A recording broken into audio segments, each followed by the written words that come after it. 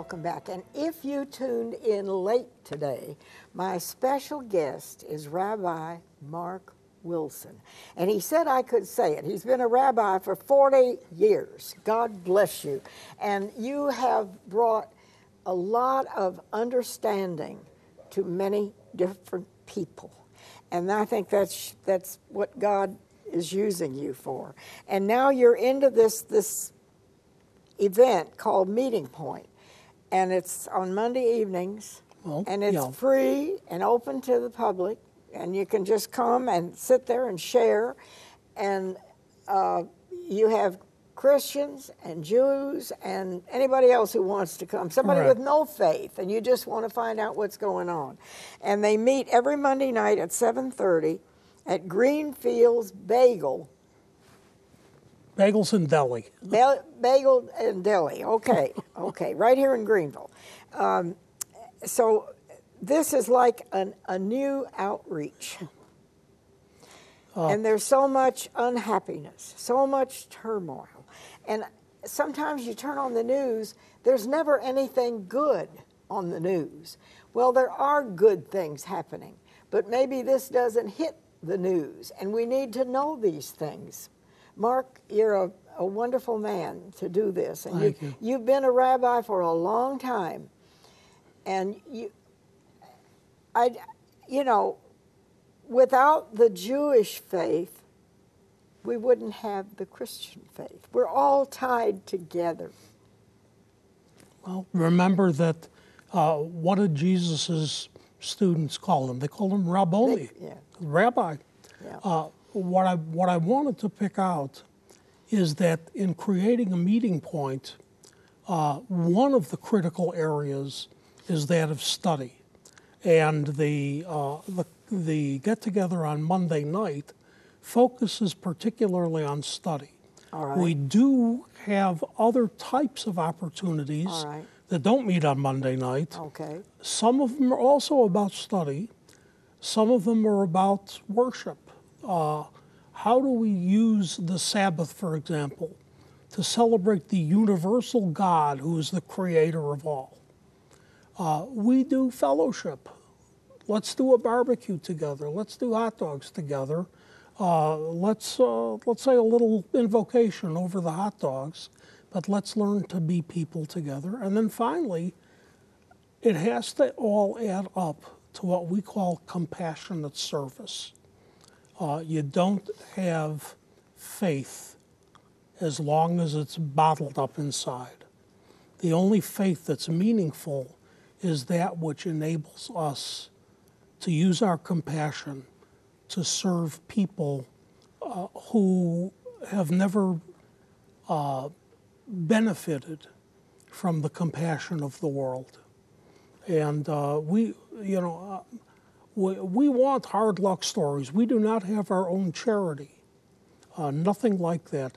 But we pick outreaches and compassionate work that's done in the community, and we add our voice to theirs.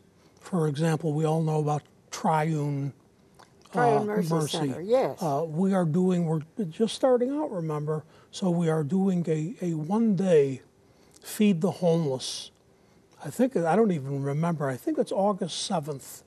And that day is going to be the first attempt by Meeting Point to do something that we hope is going to be an ongoing partnership with Triune. And what we're hoping for through Meeting Point, again, is not necessarily starting our own, but finding ways that we can be catalysts to bring people together through the good services that are already here in our churches and our congregations, and enhance them, enrich them by bringing a new lifeline into them. And that we see that as our job too. This is a hurting world. It is. Of course, it always has been. If you look back in history. So we have our problems, and we need to reach out. The only way we're ever going to solve our problems, the government isn't going to solve anybody's problem. I don't care who's running for president or who's sitting in the White House. It's up to us as individuals to reach out where we are. Exactly right. And whether you have a church, you belong to a certain denomination, or your congregation. Of course, right now you have served templed and congregations in several places, in Greenville and Atlanta and Charlotte. But right now, you don't have trying to serve the community of all faiths. Yeah. Find them and All right, now, bring them together. How can people help? We've got a phone number and all that on the screen, and I'll keep it here if you didn't get it and you want it at some future point. But how can people, they sit there and say, well, he's a wonderful man. What he says makes sense. But beyond that, what can people do? What are you, what meeting point, what can we do? Our mission now is not to get people to understand where we are. Our mission now is to get people excited. This is a great thing. You know, you'll take 10 people in the room and you talk to them about, first word we used was transcovenantal. Who knows what that means? But you know, they think it's something very, very esoteric, kind of mystical. And then you start talking to them about the realities of what it means to look at all of our faiths. You can even draw a ledger on a paper and say, let's see, what's unique to us? Okay, let's see now what we share in common with the Jews, the Baptists, the Episcopalians, the Jews and the Muslims. What are the things that we can have in common, and how can we put the magnifying glass on them and say, you know, the other things matter. Don't give up. Don't stop going to church on Sunday morning. That's what we say. But let's find other opportunities during the week, the month, that we come together not to celebrate our specialness and our uniqueness, but our at oneness. And of course, I guess anyone, love is, it sounds trite, but love is the answer. Human love, reaching out to other people. And many, we all know, there are so many organizations and churches and charities who are trying to reach out to a hurting world. Mm-hmm. Yeah. And I think maybe our attitude, we need to open up and not go closed. Yeah, and in that sense, maybe we are missionizing a little bit. The one mission that we have to the world, before we get on to everything else, is that it is important for us in this turbulent, hateful world to find the meeting point. It's enough already. I mean, we can write books and treatises on all of the nasty, horrible things that break us up into little fragments. And somehow we know that's not going to be the answer.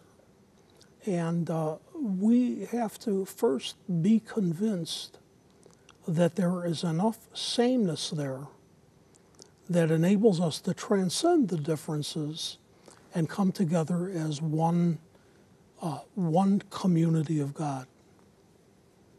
That's beautifully put. And I just wanted people, to understand that this is something that is available to anybody who wants to walk through the door on Monday night. You don't have to sign up, you don't have to spend money, but you can share, you can learn what your fellow man feels and thinks, and what I think that's the only answer we're ever going to find to the problems of the world, is to come together in love. Yes, ma'am.